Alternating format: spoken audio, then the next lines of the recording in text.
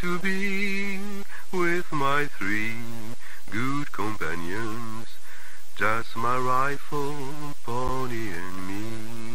Microciné, bonjour ou bonsoir, ça va dépendre de l'heure à laquelle vous allez découvrir cette nouvelle émission. Mon invité, vous le connaissez, il est déjà venu assez souvent lors même d'un live extraordinaire où il s'est retrouvé tout seul à répondre aux questions du chat parce que j'avais des problèmes de connexion et je raconte souvent cette anecdote à des amis quand je leur explique ce que c'est que d'avoir une mauvaise connexion Internet. Frédéric Socher, qu'est-ce qu'il est? Il est cinéaste, il est écrivain, il est producteur, scénariste, professeur à l'université et ça tombe bien finalement parce que tout ça, on le retrouve dans son nouveau livre qui s'appelle Anatomie du cinéma et c'est édité chez Nouveau Monde. Voilà, je montre ça avec un petit sous-titre où il y a marqué ce qu'il faut savoir avant de se lancer. On est toujours dans cette idée de transmission. On se tutoie parce qu'on se connaît un peu. Donc, comment vas-tu, Frédéric? Ça va pas mal, je te remercie. Tu me dis, juste avant que je lance les génériques, tu disais, je crois que j'ai entendu, c'est un beau générique. C'est ça que tu as dit? Ah oui, non, j'ai dit le fameux générique parce que j'écoute régulièrement tes dialogues avec tes invités. Donc, voilà, avec le générique de Rio Bravo. Écoute, pour commencer, avant de parler un petit peu de l'articulation du livre et de l'intériorité, une question très très bateau, certes, mais pourquoi finalement ce livre, cette somme, n'apparaît qu'aujourd'hui? Alors que peut-être ça aurait pu être un livre qui aurait pu être publié un certain temps. Mais pourquoi seulement aujourd'hui?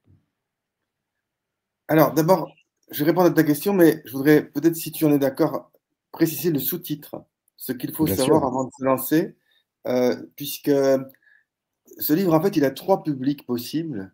Il a le public des étudiants en cinéma ou des jeunes cinéastes, parce que j'avais envie de transmettre à tous ceux qui veulent faire des films, eh bien, toutes les questions qui peuvent se poser en termes de production, de diffusion. On ne parle pas assez de diffusion. La diffusion, c'est vraiment important, la distribution en salle, mais aussi la diffusion sur d'autres formes d'écran. Et donc, j'avais envie de transmettre cela à tous ceux qui veulent faire du cinéma, mais aussi euh, aux professionnels de la profession, comme disait l'autre, parce que je pense qu'on ne parle pas assez entre nous, entre réalisateurs, entre scénaristes, entre producteurs, techniciens, acteurs. Et pourquoi est-ce qu'on ne parle pas assez entre nous? Peut-être aussi parce qu'on est trop, et je m'inclus dans le groupe, trop égotique, c'est-à-dire qu'on voit tous et toutes, chacun, le cinéma du point de vue de là où on est. Donc, on voit les enjeux du scénario quand on est scénariste, les enjeux de la mise en scène quand on est réalisateur, les enjeux de la production quand on est producteur, etc., etc., etc. Alors que ce qui m'intéresse, ce qui est intéressant, je pense, c'est le cinéma comme un tout organique, et que c'est le paradoxe du cinéma, c'est le cinéma que j'ai envie de défendre, c'est celui qui est porté par le regard d'un ou d'une cinéaste, mais en même temps un travail d'équipe, et l'un ne va pas sans l'autre. Je pense qu'il faut à la fois un point de vue qui s'affirme et aussi un travail d'équipe avec des parts de création qui existent, y compris dans la production. Il me semble que les grands producteurs sont aussi des personnes qui accompagnent la création et que leur rôle est déterminant pour la réussite artistique d'un film. Et puis, troisième public auquel j'ai envie de m'adresser, c'est ceux qui ne sont ni étudiants, ni jeunes cinéastes, ni faisant partie du monde du cinéma, mais tout simplement spectateurs qui aiment voir des films, qui sont amoureux du cinéma. Et j'ai envie de leur raconter, alors forcément de manière non exhaustive, mais en tout cas sous forme de pistes, de points de suspension, l'envers du décor. Parce que je pense qu'on ne parle pas assez de ce qui se passe sur les tournages, de ce qui se passe dans la genèse, au moment de la genèse, de toutes les étapes de la genèse d'un film. Et il me semble que c'est un côté parfois romanesque, toujours épique, parce qu'il y a toujours un côté combatif. Je ne connais pas un seul cinéaste qui ne soit pas un combattant ou une combattante. Et que donc il y a, je pense, je l'espère, aussi le plaisir de la lecture peut être celui de l'aventure du cinéma, les aventures du cinéma, et de comprendre comment ça se passe sans forcément devoir être un spécialiste. Et donc l'enjeu du livre, c'était de pouvoir dialoguer avec tous ces lecteurs et ces lectrices potentiels, et donc de ne pas faire un livre théorique, savant, destiné aux seuls universitaires, de ne pas faire un livre destiné aux seuls cinéphiles, même si bien sûr j'adore les cinéphiles et c'est formidable de pouvoir partager entre cinéphiles sa passion, mais d'avoir une ouverture qui permette le dialogue, les dialogues.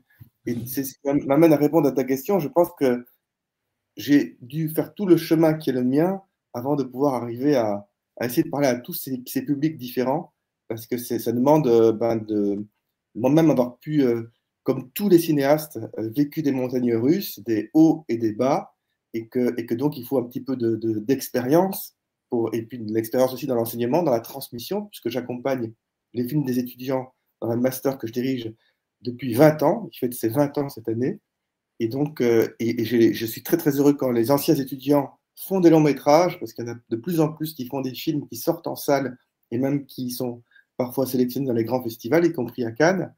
Et donc, c'est fort de toutes ces expériences que j'ai pensé pouvoir faire ce livre Anatomie du cinéma, qui raconte donc comment on fait un film de A à Z, mais sans être exhaustif, parce que ce serait impossible, mission impossible. Mais par contre, ce qui me semble pouvoir être tenu comme ambition, c'est qu'il y a des questions qui se posent pour tous les cinéastes, pour tous les producteurs, et que ces questions-là, on peut en parler, et que l'envers du décor, eh bien, là aussi, on peut en parler parce qu'il y a des questions d'actualité aujourd'hui, des questions sociétales qui sont dans le cinéma et au-delà du cinéma, qui sont par exemple les questions des rapports de force qui peuvent amener à des dérives, des abus de pouvoir, dont on a beaucoup parlé. Et là aussi, c'était, je pense, le moment d'en parler dans ce livre. Dans le livre, il y a 3 parties. La première partie s'intitule « Histoire du » et « Histoire au pluriel de cinéma ». La seconde partie, c'est la fabrique du film. Et la troisième partie, c'est traité de survie avec une conclusion ensuite qui s'appelle le combat continu. Et il y a quelque chose qui ressort, il y a beaucoup de choses qui ressortent du livre. Il y en a une que j'ai notée, c'est que, peut-être que je me trompe, mais j'ai l'impression que tu revendiques haut et fort le refus du statut de sachant, donc le savoir. Et moi, j'aimerais savoir comment, en restant un peu sur l'expérience personnelle, sur l'amour du cinéma, et comment tu peux transmettre sans écraser l'élan créatif de ceux que tu formes. Ben, il y a quelque temps, on était ensemble, on ne trahit pas de secret en disant cela, parce que c'était public, un festival d'Angers, autour d'une rencontre débat sur la transmission du cinéma. Et j'étais marqué, d'ailleurs je le cite dans le livre, par des propos de Nicolas Philibert, qui disait que lui, il avait envie de transmettre non pas ce qu'il savait, mais ce qu'il cherchait. Et donc j'ai envie vraiment de me mettre dans cette lignée-là, définie par Nicolas Philibert, c'est que comme cinéaste, aussi bien que comme enseignant, on peut partir à la recherche de son film et transmettre les questions qui se posent plutôt que les réponses qu'on aura à donner de manière définitive. Je pense que ce qui est formidable, c'est quand il peut y avoir des échanges. Et donc, ce n'est pas du tout, en tout cas, je l'espère, pas démagogique de dire cela, mais on a autant à apprendre des étudiants ou des jeunes spectateurs qu'on peut éventuellement leur apprendre. Donc, l'échange est important. Mais là où il ne faut pas tomber dans la démagogie, ce serait de dire qu'on est à égalité parce qu'on n'est pas à égalité quand on est étudiant ou quand on est enseignant. Il n'y a pas d'égalité dans le sens où l'étudiant lambda, parce qu'on peut aussi être étudiant toute sa vie et donc à un âge plus important, mais l'étudiant de 20 ans, il ne peut pas avoir la même expérience de rapport au film que quelqu'un comme moi qui en est plus de 50. C'est mathématique. Et donc, forcément, on a quelque chose à transmettre de par le moment de vie qu'on a eu, les expériences qu'on a eues et qui sont forcément, pour partie en tout cas, liées à l'âge que l'on a et au temps des expériences en question. Mais, donc, il y a 2 postures, à mon avis, à éviter, et c'est pour ça que je ne me considère pas comme un sachant. Ce serait de dire qu'une fois pour toutes, il faut reproduire à l'infini ce que l'on sait et ne pas être ouvert aux nouvelles générations. C'est ce qu'il faut, à mon avis, éviter. Et l'autre travers, qui serait celui du côté des nouvelles générations, serait de dire faisons du passé table rase, on va tout inventer, le passé ne nous intéresse pas, c'est-à-dire notamment l'histoire du cinéma et tous les films qui ont été faits avant nous. Et donc je pense que le vrai équilibre à trouver, c'est être entre le passé, qu'il faut connaître pour construire l'avenir, qu'il n'y a pas d'avenir sans passé, et que ça, c'est un enjeu très important dans le cinéma aujourd'hui, la transmission cinéphilique des anciens films pour les nouvelles générations, mais c'est aussi quelque chose qui dépasse le cinéma, qui est dans la société. Cela m'obsède littéralement, c'est comment créer des passerelles entre générations pour éviter que chacun soit uniquement dans son monde, à l'exclusion du monde des autres. Je pense qu'une des magies possibles du cinéma, c'est de pouvoir dans certains cas en tout cas, avoir des films qui réunissent aussi bien un jeune public qu'un public plus âgé, et qui sortent des carcans, quels qu'ils soient, et donc qui parlent à toutes et tous. Donc comment est-ce qu'on peut parvenir à se parler aujourd'hui, en 2025, autour de cette passion du cinéma? Mais tu insistes beaucoup sur aussi la dynamique penser et faire du cinéma. Mais alors comment on peut articuler cette espèce d'aller-retour, ce va-et-vient comme ça, sans tomber dans le fameux piège, là je vais lancer un gros mot, de surintellectualisation? Ben, ça, c'est pas à moi de le dire, même, mais ce serait plutôt à toi ou à celles et ceux qui auront envie de lire le livre. Il me semble que j'essaye toujours d'éviter toute intellectualisation, dans le sens où j'essaye d'éviter tout ce qui est théorique, alors qu'évidemment, je peux être intéressé à titre personnel à lire des théories du cinéma, mais dans ce livre-là, j'essaye vraiment d'avoir une écriture qui puisse ne pas exclure quelqu'un qui n'aurait pas des connaissances cinéphiles, ou quelqu'un qui n'aurait pas des connaissances en théorie du cinéma, et donc d'être comme un conteur, c'est ce que j'essaye d'être en tout cas, pour raconter les aventures de fabrication des films, les aventures de production, et les aventures de la transmission aussi, parce que c'est aussi aujourd'hui une aventure de transmettre. Oui, mais ça, le rapport enfin, la notion de griot, de conteur, ça, on le retrouve même, ne serait-ce que dans les films, mais aussi dans les précédents livres. Mais peut-être que c'est moi qui me suis mal exprimé. Enfin, c'est pas peut-être, c'est sûr, je me suis mal exprimé, j'en suis désolé. En fait, je restais encore sur ta casquette, si je peux m'exprimer ainsi, de professeur à l'université. C'est par rapport à ça, par rapport à tes élèves. Ah ben là, c'est très simple, puisque je suis un professeur particulier, je suis un professeur en pratique du cinéma et pas en esthétique ou en analyse Ouais, filmique. Et donc, j'accompagne les films de mes étudiants essentiellement, donc qui écrivent des scénarios et puis qui vont réaliser des films. La particularité du master qui existe depuis 20 ans, c'est qu'on a depuis 20 ans trouvé des partenariats avec, par exemple, aujourd'hui MK2 et France 2 pour que les films soient diffusés, et donc qui ne restent pas uniquement en interne comme des films étudiants à l'université, mais qui puissent eux aussi avoir leur public. Et là, on a par exemple avec Universiné aussi un partenariat qui va se mettre en place pour que tous les films du master puissent être sur la plateforme Universiné aussi, d'accord. accessibles à ceux et celles qui voudront les voir. Et donc, on est dans la pratique, donc dans la pratique du scénario, dans la pratique de la réalisation, dans la pratique de l'économie aussi, puisqu'il y a des mini-budgets pour ces films, et donc voir comment on fait des arbitrages pour utiliser le peu d'argent qu'on a avec les étudiants pour qu'ils puissent faire leurs films.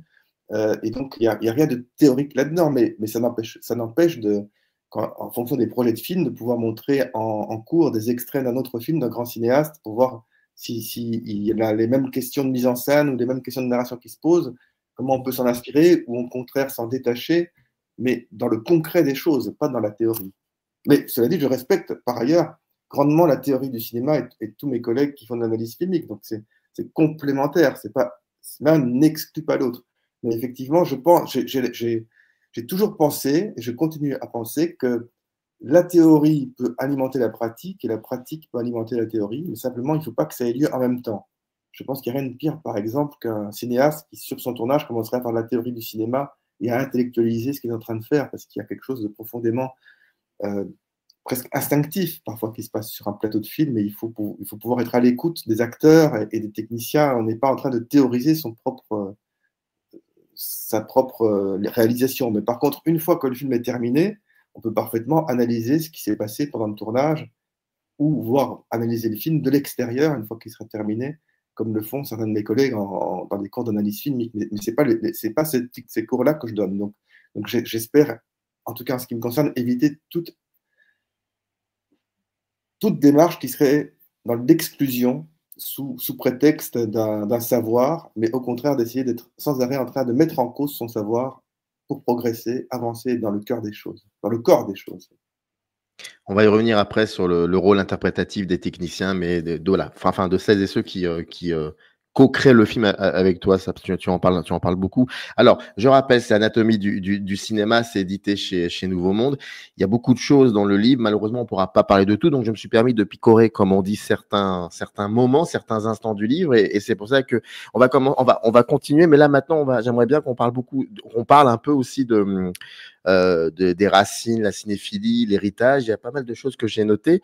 Par exemple, tu opposes une vision américaine, l'action, pour synthétiser grossièrement, et une vision européenne du cinéma, ce serait la psychologie. Est-ce que tu penses qu'aujourd'hui, cette distinction, est-ce qu'elle serait encore opérante aujourd'hui?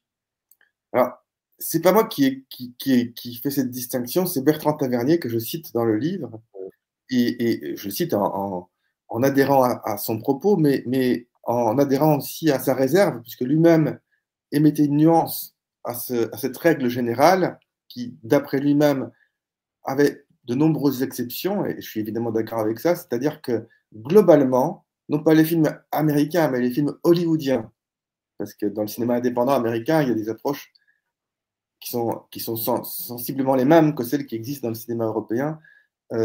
C'est un cinéma de l'affirmation, dont la figure la plus connue est le happy end, et les personnages se révèlent par ce qu'ils font, par l'action, par l'extérieur, tandis que les cinémas européens seraient plus un cinéma, non pas forcément psychologique, mais de l'introversion, où on rentre dans la pensée des personnages, et Tavernier citait Truffaut, Fellini, Bergman, comme des cinéastes qui étaient plus dans l'intériorité, où on rentrait comme dans la tête des personnages de leurs films. Euh, et il n'y a pas forcément de happy end chez Bergman ou chez Fellini. C'est souvent des fins ouvertes. C'est pas non plus des tragédies, pas toujours, mais il n'y a pas cette nécessité que tout se termine bien et de se révéler positivement par l'action menée. Et donc, oui, je pense que c'est culturel, mais comme je pense que les manuels de scénario que je dénonce dans le livre sont, à mon avis, aussi empreints d'anthropologie culturelle. C'est-à-dire que je ne pense pas qu'il y a une seule manière d'écrire un scénario, et je pense que ce qui est enseigné dans la plupart des manuels, qu'ils soient américains, le titre Anatomie du cinéma, c'est aussi un petit clin d'œil à Anatomie du scénario de John Truby. Je trouve ça intéressant de lire John Truby, je l'ai lu, mais ce que je trouverais catastrophique, et malheureusement certaines personnes prennent à la lettre ce qu'il écrit, c'est-à-dire qu'il y aurait une seule et unique méthode pour concevoir un scénario, et pour qu'un film soit entre guillemets réussi, il faudrait suivre comme un livre de recettes la méthode qui est exposée. Moi, j'ai la faiblesse de penser l'inverse. Je pense que c'est intéressant de connaître les règles dramaturgiques parce qu'elles existent et qu'on peut les étudier, qu'elles fonctionnent très bien dans certains films, mais qu'il y a aussi plein de films dans lesquels ces règles ne sont pas du tout appliquées. Et je pense qu'il y a un côté anthropologique, ethnocentrique, car il me semble que quand on voit les cinémas africains ou les cinémas asiatiques, ils ne répondent pas forcément aux règles dramaturgiques enseignées dans un scénario, et c'est pas pour autant que ces films sont moins intéressants, simplement ils sont culturellement empreints d'une autre manière de raconter, et je pense qu'il faut avoir cette ouverture et cette idée, en tout cas que je défends, qu'il n'y a pas qu'une seule et unique manière de concevoir l'histoire d'un film. Oui, parce que non, mais j'allais rebondir par rapport au cinéma d'Afrique, les cinémas les cinémas d'Asie, ce qui ne veut pas dire c'est pas forcément que le Japon, la Chine et d'autres pays. Voilà. Les cinémas d'Amérique du Sud et tout. Et c'est vrai qu'aujourd'hui, il est inconcevable de ne pas mettre tous ces cinématographies dans l'équation. On a souvent comparé. Mais le problème, c'est que l'hégémonie de la manière de raconter des histoires versus Hollywood est tellement empreinte dans nos imaginaires, puisque seuls les films hollywoodiens, c'est un fait, sont dominants partout dans le monde où ils sont diffusés. Les films chinois, par exemple, ne sont pas aujourd'hui dominants partout dans le monde. Ils sont dominants en Chine, mais on n'est pas dominé, je parle en termes de part de marché, par le cinéma chinois en France, par exemple. Pareil pour le cinéma indien. dis l'Inde, je cite l'Inde et la Chine, puisque c'est deux pays qui ont une population immense et une tradition de cinéma et un cinéma national important qui fonctionne au niveau national en Inde comme en Chine, mais qui n'a pas le même rayonnement en termes économiques sur le plan mondial que le cinéma hollywoodien. Donc ça, c'est un constat. Donc, on est tellement imprégné par les modes de narration du cinéma hollywoodien qu'y compris dans d'autres pays qu'aux États-Unis, et y compris dans d'autres continents que l'Europe ou l'Amérique du Nord, il peut y avoir évidemment des cinéastes qui vont tenter d'imiter le modèle hollywoodien de narration. Et donc c'est là où ça devient difficile de catégoriser les approches, puisqu'il y a souvent un mimétisme qui existe et qui peut aussi amener à une déperdition culturelle d'ailleurs. Si on veut copier le modèle, eh ben, c'est souvent le modèle qui restera plus intéressant que la copie. Déjà pour une première raison, c'est qu'évidemment, rares sont les cinématographies qui ont les mêmes moyens en termes de production que les films hollywoodiens. Et donc, on va avoir des copies, mais qui seront faites avec beaucoup moins de financement. Alors qu'une des réussites des films hollywoodiens, des films d'action, c'est justement qu'il y a des moyens techniques, des moyens en termes de trucage, mais des moyens aussi avec tous les meilleurs techniciens et des très bons acteurs qui participent au film, donc des moyens humains conséquents. Et donc, on ne joue pas à armes égales. Donc, pourquoi vouloir copier un modèle en sachant que presque automatiquement, on sera inférieur par rapport au modèle qu'on copie? Pourquoi ne pas assumer sa propre singularité? Oui, d'ailleurs, on parlera aussi de ça par rapport enfin, tu l'as un peu évoqué par rapport au scénario. Mais ce qui est assez paradoxal, c'est que cette cinématographique-là, et puis ensuite on va passer à autre chose, chinoise ou indienne, aujourd'hui elle est beaucoup plus accessible par d'autres types de distribution. Et ça en fait des cinémas qui parfois même sont plus vus que certains films hollywoodiens dans l'enceinte même du cinéma américain. C'est ça qui est assez paradoxal. Une autre question qui se pose, c'est l'écosystème global, non pas que du cinéma, mais de tous les moyens de voir des films et des séries aujourd'hui, qui peut évidemment remettre en cause ce qui existe depuis la naissance du cinéma. Et donc, c'est une des questions, c'est comment va se dessiner l'avenir et comment, si on revient en France, parce que je pense que le système français est un des meilleurs du monde, mais il est un des meilleurs du monde parce qu'il a toujours pu s'adapter et qu'il a été en perpétuelle évolution. Donc, il ne faut pas qu'il soit figé une fois pour toutes, il faut qu'il évolue. Et donc, la question, c'est comment il doit évoluer, avec quel objectif, avec quels moyens, et avoir, je pense, c'est une autre raison du titre Anatomie du cinéma, c'était Anatomie d'une chute de Justine Triet, parce que j'étais personnellement très choqué par la réaction qu'avait eue la ministre de la Culture, qui n'était pas Rachida Dati, son prédécesseur, qui avait attaqué Justine Triet, parce que Justine Triet, quand elle a reçu la Palme d'Or pour son film Anatomie d'une chute, a mis en garde sur l'évolution, a donné des propos, elle mettait en garde sur l'évolution du cinéma français. Elle pensait qu'il y avait un risque d'aller vers une trop grande libéralisation et la ministre de la Culture s'est permis de traiter Justine Triet d'enfant gâté. Et il y a eu d'autres hommes politiques qui, eux aussi, sont intervenus publiquement pour pour condamner les propos de Justine Triet. Mais où est-on? Parce que si on n'a pas le droit de critiquer un système, je répète que pour moi, le système français est un des meilleurs, peut-être même le meilleur système du monde, mais ce n'est pas pour autant qu'il est parfait. Et je pense qu'on peut partir du principe qu'aucun système jamais ne sera parfait. Et que par conséquent, la critique est essentielle pour progresser. Et qu'en démocratie, on a le droit de critiquer un système auquel on appartient et même dont on bénéficie. Parce que si on n'a plus le droit de critiquer un système sous prétexte qu'on en a bénéficié, comme Justine Triet, qui d'ailleurs s'exprimait non pas pour elle-même, mais en pensant aux nouvelles générations de cinéastes et en se projetant dans l'avenir, et en ayant donc une approche qui me semblait altruiste, généreuse, si on n'a plus ce droit-là, sans être traité comme elle l'a été, de quelqu'un qui serait une enfant gâtée, eh ben, on n'a plus le droit de critiquer rien, en fait.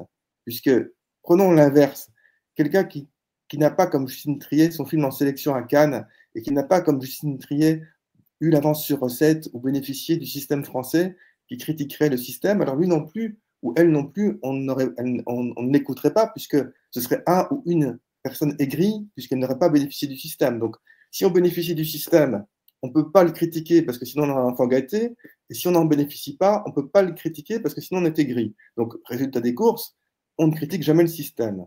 Je trouve que c'est catastrophique. Donc, il faut vraiment réfléchir à ce qui s'est passé à ce moment-là. C'était il y a peu de temps à Cannes, parce que je pense qu'il est essentiel qu'en France, on continue à pouvoir débattre du cinéma, à pouvoir critiquer le système en place, même en reconnaissant tous ses aspects positifs, et même à pouvoir se tromper dans les critiques qu'on émet. Parce que ce n'est pas parce que Justine Triet fait une critique qu'on doit être d'accord avec sa critique. Mais par contre, elle a le droit d'émettre cette critique sans être traitée d'enfant gâté. Et ça me paraît très, très important. C'est aussi un des enjeux du livre, c'est de porter ce débat sur quel est l'avenir des modèles économiques pour le cinéma et plus largement pour l'audiovisuel en France et ailleurs. Restant dans le cinéma français, si j'ai bien lu, tu montres que pendant l'occupation, le cinéma français s'est construit entre compromis et subversion. Est-ce que selon toi, ce passé nourrit encore l'identité du cinéma français d'aujourd'hui?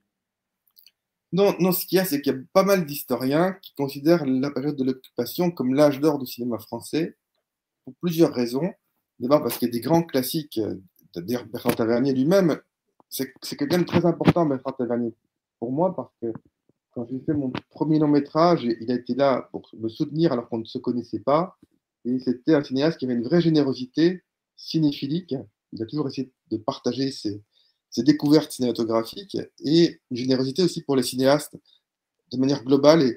Et je pense qu'il n'y a pas beaucoup de cinéastes comme lui qui ont tant donné à d'autres réalisateurs et réalisatrices. Et donc, je pense j'ai envie d'encore parler, et toujours de Bertrand Tavernier, comme cinéaste et comme cinéphile. Mais Bertrand Tavernier et d'autres considèrent que le cinéma sous l'occupation, c'était en France un âge d'or parce qu'il n'y avait pas la concurrence du cinéma hollywoodien. Forcément, les films américains étaient interdits pendant la période de l'occupation et qu'il y a eu des grands films, des grands classiques du cinéma français qui se sont faits à ce moment-là, qui n'étaient pas des films de propagande, qui n'étaient pas des films portés par d'abominables collaborateurs, mais par des personnes tout simplement qui continuent à travailler dans l'industrie du cinéma de l'époque. Et donc, le cinéma français ne s'est jamais aussi bien porté économiquement que quand il n'avait pas la concurrence hollywoodienne. Pour autant, moi, ça me gêne, parce que, avec tout le respect que j'ai pour tous les historiens qui considèrent le cinéma français sous l'occupation comme l'âge d'or, étant d'origine juive, je sais qu'en ce qui me concerne, si j'avais été sous l'occupation, la question de participer à des films ne se serait pas posée pour moi. Et donc, je ne peux pas entendre âge d'or avec occupation comme quelque chose qui ne dérange pas ma perception. Et donc, je pense qu'on est à une époque, aujourd'hui, il y a beaucoup de confusion, donc c'est un autre sujet, et que c'est aussi ce dont je parle dans le livre. Par exemple, dans le livre, je parle de mes étudiants, et j'aborde, par exemple, une étudiante qui est d'origine juive. Je le sais parce qu'elle le dit. Je ne demande pas aux étudiants leurs origines, ça m'est complètement égal. J'espère vraiment que ça n'intervient en rien, ni positivement, ni négativement, quelles que soient les origines des étudiants. Ce n'est pas ça qui prime en quoi que ce soit. Mais elle a un projet de film dans lequel elle le dit. Elle est d'origine juive, elle veut faire un film sur sa grand-mère qui vit en Israël et qui défend Netanyahou. Alors que elle, mon étudiante, déteste Netanyahou et veut faire un film contre le gouvernement israélien. Et je trouve ça très intéressant comme point de vue. Parce que si on parle par exemple de ce qui se passe à Gaza aujourd'hui, c'est intéressant d'avoir cette contradiction qu'il peut y avoir quand on est juif ou d'origine juive et le malaise qu'on peut avoir par rapport à la politique du gouvernement qu'on peut parfaitement dénoncer. Eh bien, alors qu'il y avait TV5 Monde et un partenariat qui était possible pour qu'elle fasse son film, elle a renoncé à le faire de peur d'être mal jugée par son entourage et par le regard des autres. Et ça, c'est très important de le dire aussi, parce que je pense que l'autocensure est la pire des censures. Et que quand on est cinéaste, il faut gratter là où ça fait mal, il faut ne pas avoir peur de remettre en cause ses propres convictions de les mettre à l'épreuve de la fiction, à l'épreuve du réel, et que je pense qu'il y a cette fameuse phrase dans la règle du jeu de Renoir, le malheur sur cette terre, c'est que chacun a ses raisons. Alors évidemment, il y a de tout temps et dans tous les peuples une minorité de personnages abominables qui font du terrorisme ou qui font des meurtres ou des assassinats. Et évidemment, là, il n'y a pas, cette phrase ne convient plus. Mais la grande majeure partie des personnes dans la population, ils ne sont pas parfaits, ils ne sont pas imparfaits. Ils essayent de composer comme ils le peuvent. Et donc, c'est intéressant d'interroger voilà, par exemple, des Palestiniens qui seraient à Gaza, mais qui ne seraient pas contre le gouvernement, qui ne seraient pas pour la suppression d'Israël comme le Hamas, mais qui souffrent de la répercussion et de montrer à quel point il y a des contradictions qui peuvent exister et à quel point il y a des ambivalences humaines qui peuvent arriver jusqu'à la mort, jusqu'à la tragédie, et comment il faut le dénoncer, le mettre en perspective. Le cinéma peut aider aussi à cela, à la complexité, à la dénonciation, mais pas au manichéisme. Et donc, je pense qu'on est dans un monde, et ça dépasse le cinéma, où par exemple, dire quelque chose d'aussi simple, en tout cas c'est ma conviction, que le Hamas a eu une attitude terroriste et que le gouvernement israélien a une réaction abominable, est-ce qu'on peut avoir cette position où on dénonce les deux bords parce qu'on n'est pas d'accord ni avec l'un ni avec l'autre, sans être considéré comme un renégat ou avoir peur du regard des autres en exprimant cela? Est-ce que c'est possible dans le cinéma? En tout cas, mon étudiante n'a pas osé le faire. Et donc, je trouve que c'est intéressant de poser cette question-là aussi. J'en parle, par exemple, dans le livre. Parenthèse subjective, c'est possible aussi dans le milieu de la critique de cinéma. Microciné, je pense, fait partie aussi de ce milieu-là. Et si on regarde un peu les émissions sur ma chaîne, on sait que oui, c'est possible. Voilà, je referme cette parenthèse. Parlons maintenant de quelque chose qui m'a beaucoup plu parce qu'on n'en parle pas souvent et tu l'as évoqué au début de l'émission, c'est-à-dire le tournage. Et moi, j'aimerais commencer tout de suite par c'est ce que tu as évoqué d'ailleurs dès le début de l'émission. On avait dit qu'on en parlerait, qu'on développerait davantage. C'est sur donc le rôle interprétatif des techniciens. Et moi, je voudrais savoir comment toi, sur tes propres tournages, alors je te pose la question, mais j'ai un peu la réponse dans le livre. Mais comment toi, sur tes propres tournages, tu favorises cette co-création? Parce qu'il s'agit vraiment d'une co-création pour le coup.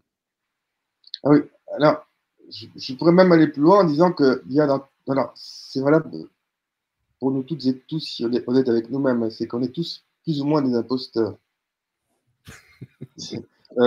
Et il y a dans tout cinéaste une part d'imposteur. Pourquoi?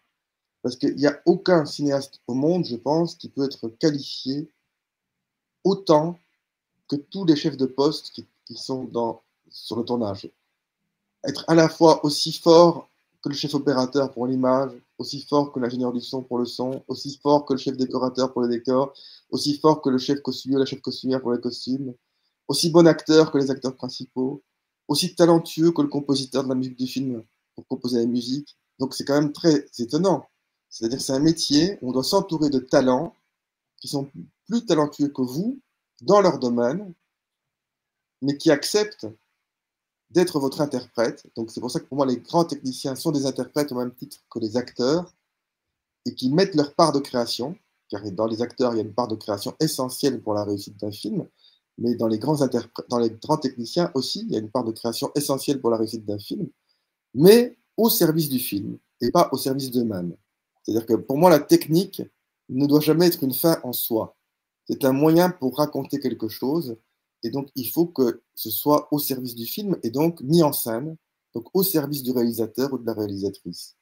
Non pas parce que le réalisateur ou la réalisatrice est meilleur que le chef opérateur, par exemple dans le secteur de l'image, mais parce qu'il faut que le chef opérateur comprenne quelle est la bonne image, l'image juste pour ce film-là, et qu'il faut que ce soit le réalisateur ou la réalisatrice qui puisse avoir la vision globale du film et pouvoir anticiper comment tous les éléments de création vont, une fois qu'ils seront réunis, faire que le film pourra être le plus fort possible à la fois d'un point de vue artistique et puis parfois aussi d'un point de vue émotionnel. Parce qu'on change par exemple la musique sur un film, on n'aura pas la même émotion. S'il y a de la musique ou s'il n'y en a pas, ce ne sera pas la même perception.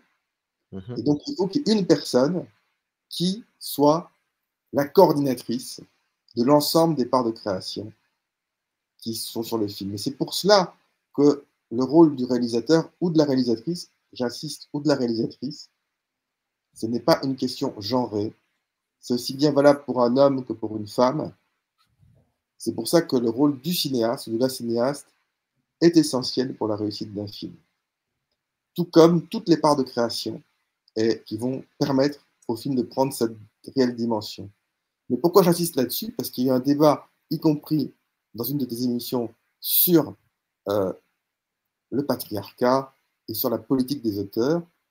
La politique des auteurs, c'est l'idée que la place du réalisateur ou de la réalisatrice est centrale. Je pense que ça n'a rien à voir avec le patriarcat. Je pense que ça n'a rien à voir avec le débat ô combien important à mener pour l'égalité entre les femmes et les hommes dans le cinéma, et qu'il y a une confusion dans laquelle il ne faut pas tomber, qui serait de mettre politique des auteurs égale patriarcat. Parce qu'il me semble que, par exemple, Chantal Akerman se comporte comme une grande cinéaste, au même titre que Jean-Luc Godard, pour prendre deux cinéastes qui ont été contemporains l'un de l'autre, mais on pourrait prendre plein d'autres noms. Mais il n'y a pas d'attitude différente de Chantal Akerman ou de Jane Campion ou de d'autres femmes cinéastes aujourd'hui qui sont des grandes cinéastes que des hommes cinéastes dans cette coordination artistique globale de l'équipe. Et donc, il y a une hiérarchie qui existe sur un plateau. La hiérarchie, c'est très important, et donc j'essaie de raconter dans le livre le côté positif, mais aussi le côté négatif de la hiérarchie. Le côté positif, c'est comme, si on prend la métaphore qu'on utilise souvent du chef d'orchestre ou de la chef d'orchestre, parce qu'il y a de plus en plus de femmes chefs d'orchestre, et c'est heureux, eh bien, il est là pour coordonner l'ensemble des musiciens, pour que tout le monde fasse une symphonie qui soit cohérente. Si chaque musicien, aussi talentueux soit-il, n'avait pas un chef d'orchestre pour coordonner l'ensemble, ça donnerait le chaos. Si chaque technicien ou chaque acteur sur un film voulait interpréter le scénario comme bon lui semble, sans avoir de coordinateur ou de coordinatrice, ça ne peut pas marcher. Donc ce n'est pas dogmatique cette hiérarchie, c'est une nécessité. C'est une nécessité pour que le film prenne toute sa dimension, tout son sens. Par contre, il y a des abus de pouvoir qui viennent de la hiérarchie. Et c'est très bien qu'il y ait une libération de la parole, notamment dans les abus qui ont existé sur le plan sexiste ou sexuel ou de discrimination de quelque ordre qu'elle soit sur les plateaux, parce que c'est vrai qu'il y a eu des dérives, des abus de pouvoir, et que le cinéma, puisque c'est un lieu de pouvoir, est un lieu où ces dérives ont eu lieu. Donc c'est très important de les dénoncer et de tout faire, non pas pour qu'elles n'existent plus, parce qu'elles existeront toujours, parce que c'est pas parce qu'on fait une loi, par exemple, pour punir les assassins qu'il n'y aura plus d'assassins jamais dans l'histoire, mais c'est parce qu'il y a une loi, parce qu'il y a des règles, qu'on va essayer qu'il y ait moins d'assassinats et qu'il y ait donc moins de dérives. Donc c'est très important de cette prise de conscience, mais il ne faut pas, pour autant, passer à côté de ce qui fait l'essence du cinéma, et en particulier de ce qui fait la force du cinéma français, c'est-à-dire des films singuliers portés par des regards de cinéastes. Mais il y a aussi autour de cela, et ça tu en parles, du financement. Et je voudrais savoir, est-ce que le financement ou certains aspects du financement peuvent fragiliser l'intégrité artistique des cinéastes? Par exemple, si on prend comme exemple le dernier film que j'ai réalisé, aucun financier n'y a cru, sauf un distributeur, jour de fête. Et c'est très important, sans distributeur, le film n'aurait pas pu sortir en salle, n'aurait pas pu se faire. Et sauf un producteur qui a mis de l'argent personnel dans le film, Sombrero Productions.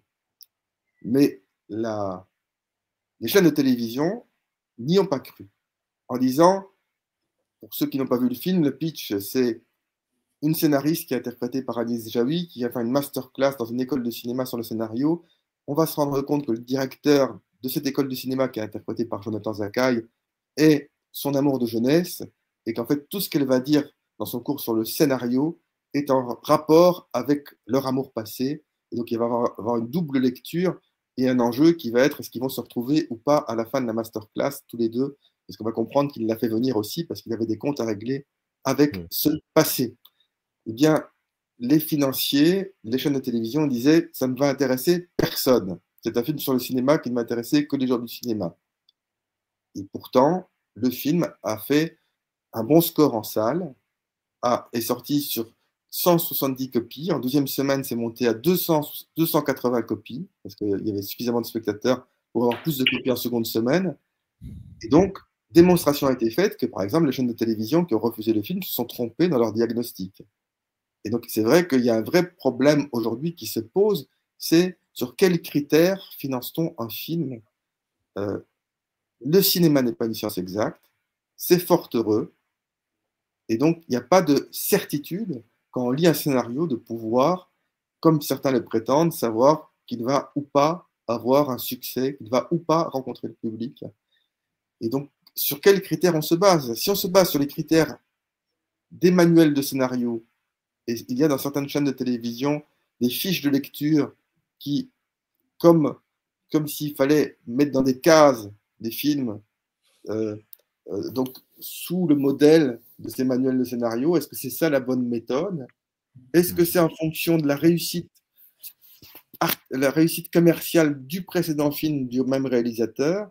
Donc, est-ce qu'une fois qu'on a fait un film qui n'a pas marché en salle, on est condamné à ne plus jamais faire de succès en salle et donc à être mis sur le bas-côté? C'est une question qui me hante littéralement parce que je pense aussi à mes étudiants, à leur avenir. Dans le cinéma français, qui est un des meilleurs systèmes au monde, il y a pour moi un point noir dont on parle très peu, qui est qu'il y a plus de 90% des cinéastes qui font un premier long métrage qui, 20 ans plus tard, ne tournent plus. C'est-à-dire que déjà faire un premier long métrage, c'est un exploit, tout le monde n'y parvient pas, mais si tout de suite on n'a pas du succès en salle, on a très peu de chances de faire un second film. Et si au second film, le succès n'est pas davantage au rendez-vous, on a encore moins de chances de faire un troisième film pour arriver à ce constat. Moins de 10% des cinéastes qui ont fait un premier long métrage vont, sur le long cours, poursuivre une filmographie. Et j'ai le sentiment que dans tous les cinéastes qui font un premier long métrage, il n'y a pas 90% de cinéastes nuls. Oui. Et que donc, il y a quand même une très grande déperdition. Donc, c'est pour moi un gâchis humain. Je ne sais pas, je n'ai pas la réponse pour pallier à ce que je trouve quand même un effet pervers du système. Mais je pense que moi, il faut en avoir conscience. Et quand je prends l'exemple de mes compatriotes, les frères Dardenne, qui ont fait 2 longs métrages, leurs 2 premiers longs métrages, qui ne sont même pas sortis en France, qui sont sortis uniquement en Belgique en salle, et qui ont fait en salle quelques centaines de spectateurs, donc qui étaient des échecs commerciaux, économiques. Le deuxième long métrage des frères Dardenne, je pense à vous, d'après les frères Dardenne eux-mêmes, était aussi un échec artistique, c'est-à-dire qu'ils pensent qu'ils ont, ils le disent eux-mêmes, raté leur film. Ce n'est qu'au troisième film, La Promesse, qui est d'ailleurs retenu à la caserne des réalisateurs, ils vont trouver leur méthode, leur approche cinématographique qui va les amener ensuite à être retenus encore cette année d'ailleurs à Cannes pour pour tous les films qu'ils vont faire ensuite. On vont tous, sans exception, être retenus en sélection au Festival de Cannes et connaître le succès critique et festivalier que l'on sait. Donc si on s'était arrêté aux 2 premiers échecs sur le plan économique de leur film, jamais on n'aurait pu connaître le cinéma des frères Dardenne. Donc je prends ça comme exemple, mais on pourrait trouver d'autres exemples. Je pense que tout le monde n'est pas Orson Welles et tout le monde ne fait pas un chef-d'œuvre dès son premier long métrage. Il est logique de penser que même un cinéaste talentueux peut, pour son premier film, avoir une série d'imperfections et que c'est en tournant qu'il va réussir à s'améliorer, à trouver sa voie.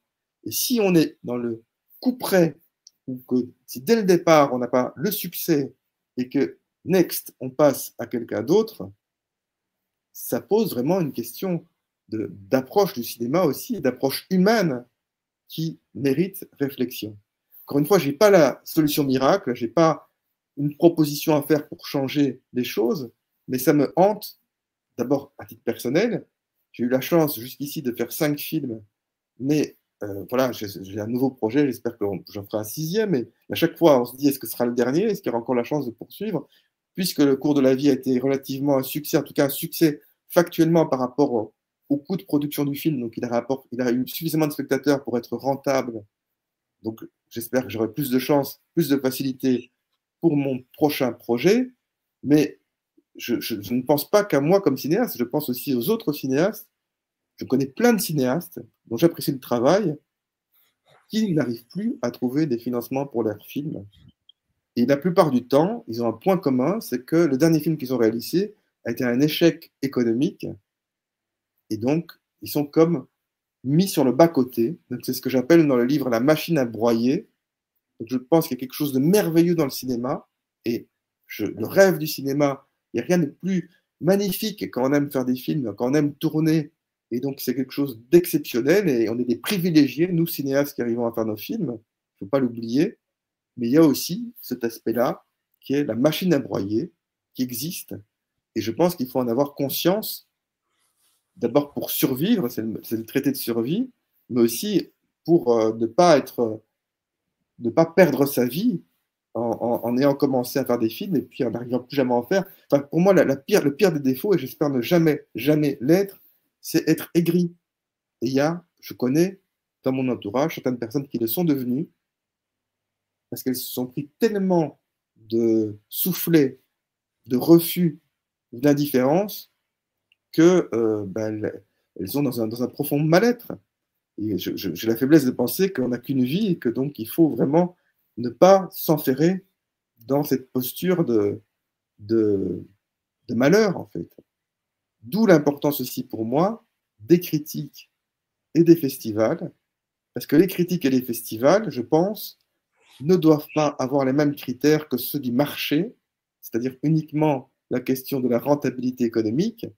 Et je pense que les grandes critiques peuvent aussi bien apprécier un blockbuster américain, car certains blockbusters ont une part artistique intéressante. On a tous les amoureux du cinéma ont en référence des films qui sont des grosses productions américaines, qui peuvent avoir aussi qui peuvent aussi être une vraie réussite artistique, mais aussi des beaucoup plus petits films ou d'autres cinématographies et qui n'ont pas le même impact sur le plan commercial.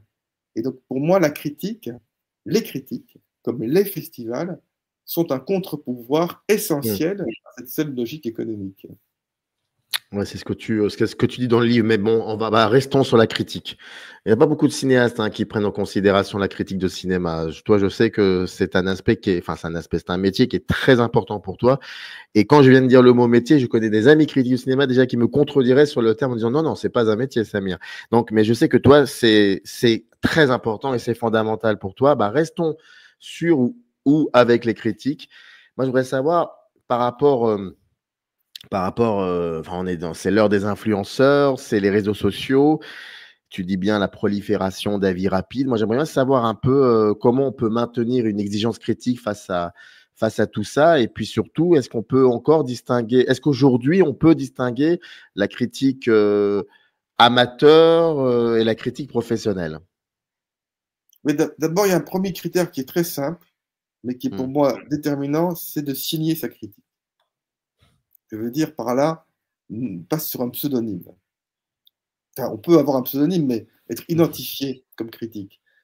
Ce que je déplore, c'est certaines personnes qui accordent autant d'importance aux critiques qui existent, par exemple, sur des sites internet, avec des personnes qui prennent des pseudonymes pour faire leurs critiques, qui sont des spectateurs soi-disant lambda, parce il faut en avoir conscience aussi des manipulations possibles.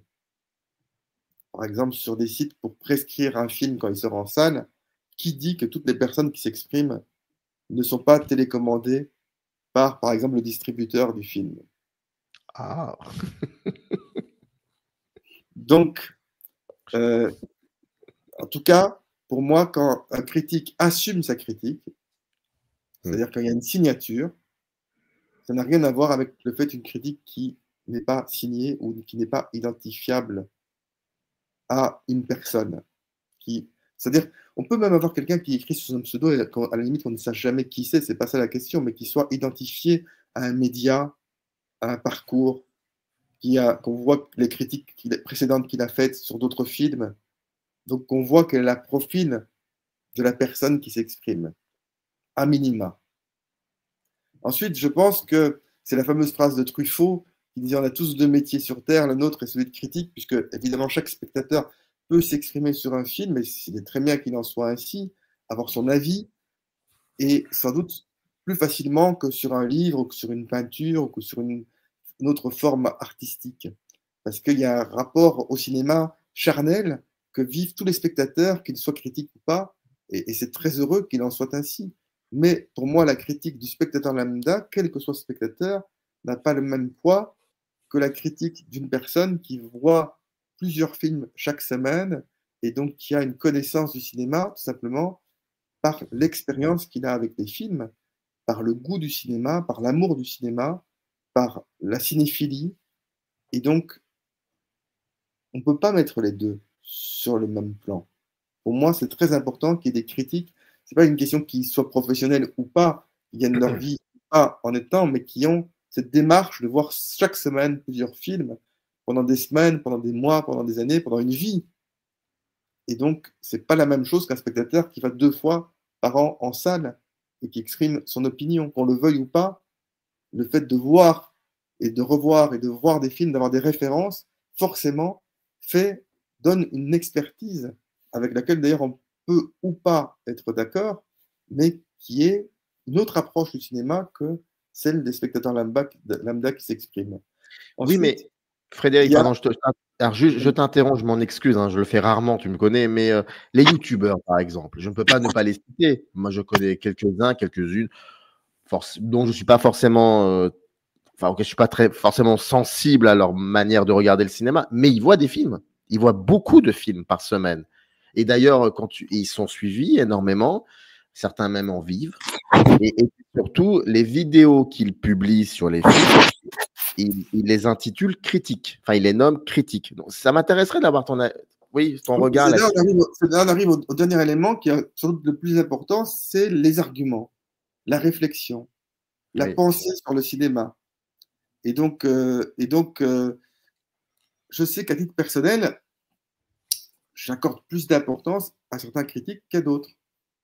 Oui. Par exemple, je le raconte dans le livre, Michel Simon m'avait fait l'amitié de venir voir Le cours de la vie, il était encore vivant, quand le film n'était pas terminé, parce que je voulais avoir l'avis de quelqu'un d'extérieur et que je savais qu'il serait sans complaisance. C'est aussi très important aussi, c'est de savoir quelles sont les critiques qui sont sans complaisance par rapport aux personnes qui les connaissent.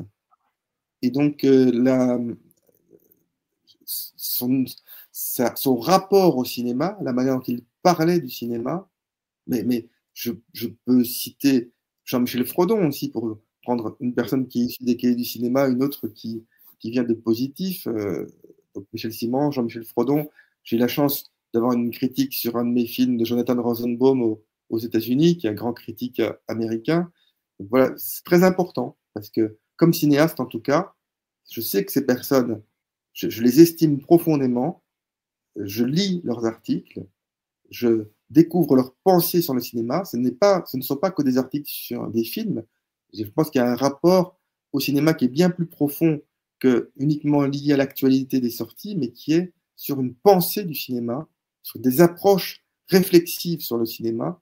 Et donc, comme cinéaste, je trouve que c'est essentiel d'avoir ces retours des critiques et donc je pense que les critiques sont les premiers spectateurs d'un réalisateur ou d'une réalisatrice. Alors évidemment, il y a un bémol qu'à titre personnel, j'assume totalement, on ne peut pas dire ça et en même temps se plaindre après d'avoir une mauvaise critique. Il faut, quand on est réalisateur ou quand on est réalisatrice, accepter aussi que la critique se fasse à vos propres dépens. C'est la condition de la liberté de la critique. Donc je me battrai toujours pour la critique, je ferai toujours l'éloge de la critique, y compris à mes dépens. parce que c'est pas parce que je fais l'éloge de la critique que la critique doit être bonne sur ce que je fais. Mais par contre, c'est très important que la critique puisse rester libre. Et on peut aussi constater, et je trouve ça très important aussi, que les critiques ne sont pas toujours d'accord entre eux. Il suffit d'écouter une émission comme Le Masque et la Plume pour voir que parfois il y a des avis divergents sur un même film. Et donc que le débat critique me semble essentiel. Et le débat critique, il peut avoir lieu à partir du moment, et c'est là où on se distancie des youtubeurs, des influenceurs, à partir du moment où on parle la même langue, qui est celle du cinéma, où on a les mêmes références, où on a même la même envie de cinéma, où on pense que le rapport au monde passe par le cinéma, où le cinéma, ça fait partie de notre vie, c'est notre vie, ou en tout cas c'est une part hyper importante de nos vies. C'est pas pour ça qu'on sera d'accord sur les films, mais au moins on est dans le même amour qu'on partage. Je ne suis pas convaincu que tous les youtubeurs ou les influenceurs soient dans cette approche-là. Il y aurait encore beaucoup, beaucoup de choses à dire par rapport au livre avant de te poser la dernière question. Par exemple, de parler des festivals, de parler de l'éthique de l'image. Il y a des digressions aussi. Tu te permets des parenthèses où tu parles de Vladimir Cosma, pardon, de Michael Lansdale. Et voilà, il y a beaucoup, beaucoup de choses dans le livre. Et donc, c'est pour ça qu'on en a parlé que de 0,01%. Et dans le descriptif de la vidéo, vous avez un lien qui renvoie directement à la page dédiée du livre sur le site de l'éditeur. Une dernière question. Un peu abstraite pour le coup. Est-ce que dans ce livre, Anatomie du cinéma, ce serait quoi ton point de vue intime dans le livre, le point de vue qui serait le plus intime qui traverserait le livre? Le point de vue le plus... Alors, dans le livre, il y a 90%, enfin, comme tu l'as dit, il y a 3 parties. Mais dans les 2 premières parties, je ne parle pratiquement pas de mes propres expériences ou de manière très, très ponctuelle. Mais c'est seulement la 3e partie où je m'autorise à parler davantage de mon propre vécu. Pourquoi? Parce que je pense qu'il faut avoir l'honnêteté. Mais c'est pas moi, c'est Bourdieu qui le disait déjà dans le sociologue Bourdieu qui disait qu'on ne pouvait pas être un sociologue si on ne disait pas d'où on parle. Et que le paradoxe, c'est qu'on on ne peut aller vers une objectivité qu'on n'atteindra jamais d'ailleurs totalement, qu'en assumant sa propre part de subjectivité. C'est-à-dire, je dis quelles ont été mes expériences, parce que forcément, elles influencent ma perception sur les productions, sur le cinéma. Et si je ne les disais pas, ben je ferais passer comme une vérité, alors quelque chose qui est peut-être juste une interprétation de ma part, de par mon vécu. Donc c'est par souci d'honnêteté et aussi avec cette idée que l'anecdote n'est intéressante que si elle dépasse l'anecdotique, c'est-à-dire que si à partir d'une anecdote, à partir d'un vécu, on peut poser des questions qui dépassent l'anecdote, qui dépassent son propre vécu et qui peuvent être intéressantes pour d'autres dans le rapport aux producteurs, dans le rapport aux acteurs, dans le rapport à toutes les dimensions du cinéma. Donc, mais ce n'est qu'une partie minoritaire du livre, parce que là j'ai vraiment essayé de manière, au moins les 3/4 du livre, il n'y a absolument pas de référence directement liée à mon propre vécu, et il y a juste cette 3e partie qui est consacrée à cela. Mais je dis tout cela de manière préliminaire pour répondre à ta dernière question, parce que la part la plus intime, c'est le rapport avec ma grand-mère, sans quoi je ne serais pas devenu cinéphile, et sans quoi je ne serais sans doute pas devenu cinéaste. Et donc je raconte dans le livre aussi qu'on a sans doute tous une enfance, dans l'enfance, quelque chose qui nous a marqué, un film qui nous a marqué, un rapport au cinéma qui va être déterminant pour le reste de nos vies.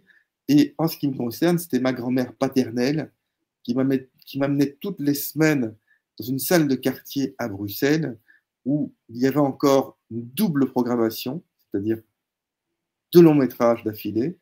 Et il se trouve que dans cette salle de quartier, programmait exclusivement les grands classiques du cinéma français et américain. Et donc, sans le savoir, par exemple, à l'âge de 6 ou 7 ans, j'ai vu plusieurs Lubitsch. Et donc c'était pour moi, c'était tout à fait naturel, alors que ce n'était pas du tout pour les autres enfants de ma génération de l'époque.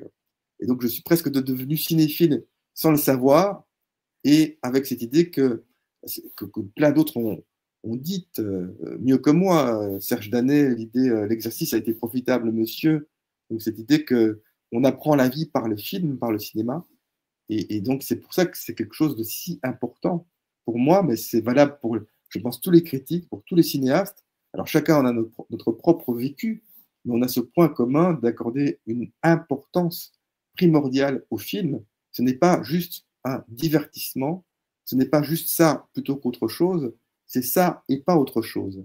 C'est une nécessité. Et donc c'est à la fois une chance et en même temps une croix.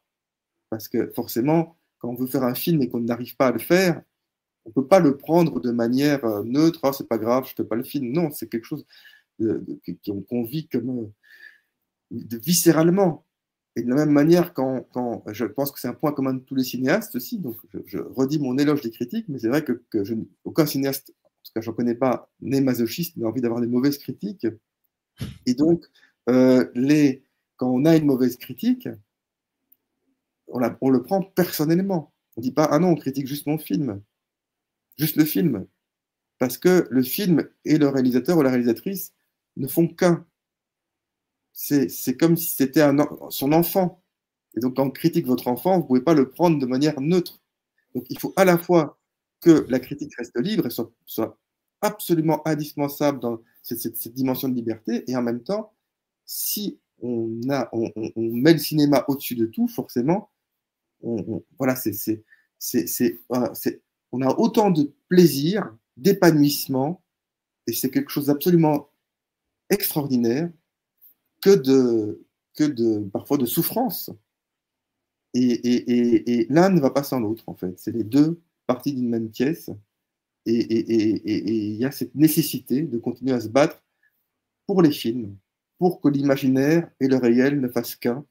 Parce qu'il y a qu'on soit dans la fiction ou dans le documentaire, je pense qu'il y a toujours de la mise en scène. C'est la mise en scène du réel, ou c'est la mise en scène des fictions qui permettent qu'on soit emporté, qui permettent que le temps d'un film ou le temps d'une série, eh bien, on ait l'impression de comprendre quelque chose, de vivre quelque chose qu'on ne vivrait pas autrement. J'ai rien à rajouter. Anatomie du cinéma, c'est écrit par Frédéric Socher, édité chez Nouveau Monde. Dans le descriptif de la vidéo, vous avez toutes les informations pour pouvoir vous procurer le livre. Je rappelle, on a dit 0,01%. Donc, il faut vous le procurer. 3 points de suspension à notre conversation. Bien évidemment, tu reviens quand tu veux, hein, bien évidemment. C'est en tout cas un vrai plaisir de pouvoir continuer à échanger avec toi, parce que c'est ça aussi, c'est le seul avantage de vieillir, c'est de pouvoir approfondir des relations. Et c'est important. Exactement. Merci beaucoup, Frédéric. À très vite. Merci à toi. Merci à toi. Upper eyes in the canyon, that's where I long to be, with my 3 good companions, just my rifle, pony and me.